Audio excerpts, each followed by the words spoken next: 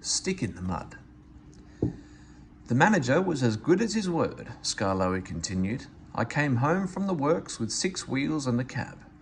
A cab is the latest thing for engines, he told me. I hope it will cheer you up after your disappointment. Rheneas chuckled.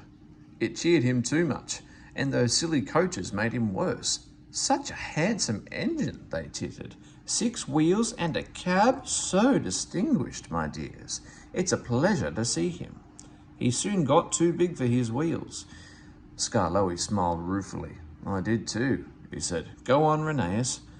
He boasted about his cab till I was tired, said Rheneas.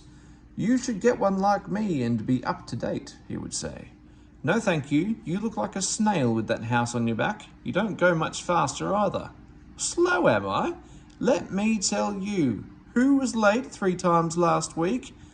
Oh, it's no use talking. You're just an old stick in the mud. He called me more names and we quarrelled. We ended up back to back, not speaking. It went on for days and days. One dark Monday morning, Skarloey had to take the workman's train to the quarry. It had rained for 3 days. You always pick on me for wet days, he complained. You, said Mr. Bobby, have got a cab to keep us dry. Come on. Skarloey slipped and snorted on the damp rails. He began to wonder if cabs were worth it. An hour later, I was warming up when Skarloey's guard came coasting down in an empty truck. He stopped by our shed. There's a landslide beyond the tunnel, he said. Skarloey's run into it. He's stuck. Show a wheel, Rheneas. Look lively. I'm sorry, Mr. Peter, sir, but that Skarloey's too swanky. He says I'm a stick in the mud. He can jolly well stick in the mud himself. It serves him right. But, went on my driver, there's poor Mr. Bobby and the quarryman. Does it serve them right too? The guard says the mud's like treacle. Oh dear, I said, that will never do. We must save them before they get sucked in. And off we puffed with 2 trucks and some workmen. Things weren't too bad after all. The men had partly cleared the line and had levered Skarloey back. He was hissing and grumbling dreadfully, but we didn't listen to him.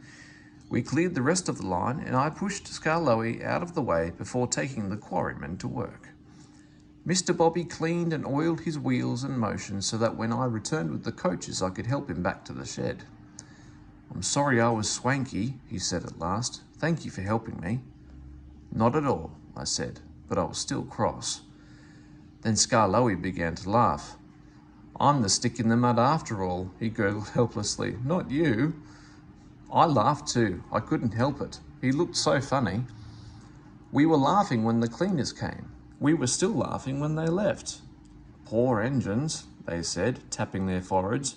But we weren't mad. We'd learned sense, and we've been firm friends ever since. It was nearly dark. The listeners stirred and stretched. Thank you, Skarloey and Rheneas, they said. Now you've told us about the old days. We can give you both a splendid birthday next week.